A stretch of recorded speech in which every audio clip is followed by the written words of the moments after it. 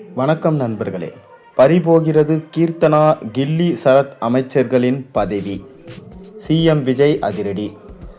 தாவேக ஆட்சி பொறுப்பேற்று 2 மாதங்களான நிலையில் கடந்த 2 மாதங்களில் ஒவ்வொரு அமைச்சர்களின் நடவடிக்கைகளை மிக உன்னிப்பாக கவனிச்சுட்டு வரார் முதல்வர் விஜய். குறிப்பாக உளவுத்துறை மூலமாக ஒவ்வொரு அமைச்சரையும் தனித்தனியாக கண்காணித்து ரிப்போர்ட் பெற்று வரார். மேலும் கடந்த திமுக ஆட்சி காலத்தில் போன்று அமைச்சர்களுக்கு ஆதரவாக உளவுத்துறை செயல்படக்கூடும் என்கின்ற சந்தேகமும் முதல்வர் விஜய்க்கு இருக்கு. அந்த வகையில் தாவேக அமைச்சர்கள் குறித்து எந்த ஒரு சர்ச்சை செய்தி எந்த ஒரு மீடியாக்களில் வந்தாலும் உடனே தன்னுடைய கவனத்திற்கு கொண்டு வர வேண்டும் என தன்னுடைய உதவியாளர்களுக்கு உத்தரவிட்டிருக்கார். அதன்படி சர்ச்சைகளில் சிக்கும் அமைச்சர்களில் செய்திகளில் மிக சீரியஸாகவே கண்காணிச்சுட்டு வராரு முதல்வர் விஜய்.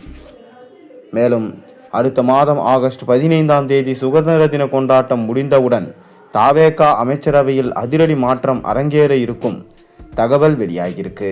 அதில் அதிமுகவில் இருந்து விலகி தாவேகாவில் இணைந்துள்ள கரூர் விஜயபாஸ்கர் மற்றும் புதுக்கோட்டை விஜயபாஸ்கர் ஆகிய இருவரும் அமைச்சரவையில் இடம்பெற வாய்ப்பிருக்கு. அதிமுகவில் இருந்து விலகி தங்கள் சட்டமன்ற உறுப்பினர் பதவியை ராஜினாமா செய்துவிட்டு தாவேகாவில் இணைய இருக்கும் சி.வி. சண்முகம் மற்றும் எஸ்.பி. வேலுமணி ஆகியோருக்கும் தாவேக அமைச்சரவையில் இடம்பெற இருப்பதா தகவல்கள் வெளியாயிருக்கு.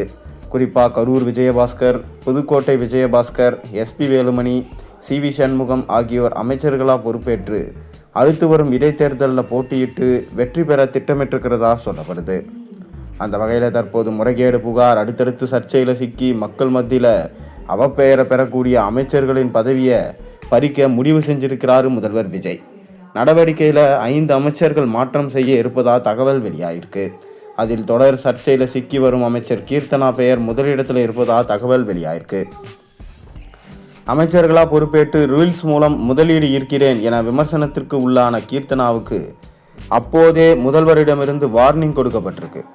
அடுத்து சமீபத்தில் பள்ளியில் ஆய்வு செய்கிறேன் என்கின்ற பெயரில் அமைச்சர் கீர்த்தனா சிக்கிய சர்ச்சை மக்கள் மத்தியில் கடும் விமர்சனத்திற்கு உள்ளாயிருக்கு.